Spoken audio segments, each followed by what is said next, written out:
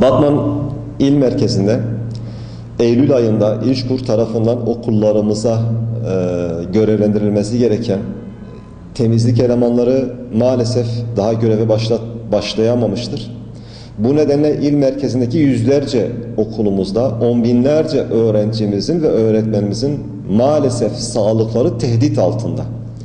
Çünkü temizlik yapacak pek çok okulumuzda temizlik yapabilecek bir tek eleman bulunmamakta ve maalesef elemanların alımı sürekli geciktirilmektedir ki şu anda bizlere ifade edilen tarih Kasım ayı olarak ifade ediliyor ki oysa olması gereken Eylül ayıydı.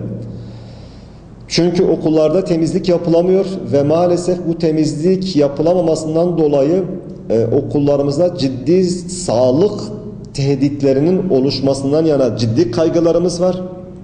Bu nedenle Sayın Valimizden, İşkur İl Müdürümüzden ve ildeki diğer yetkililerden talebimiz, beklentimiz, çağrımız bu görevlendirmenin bir an önce yapılması.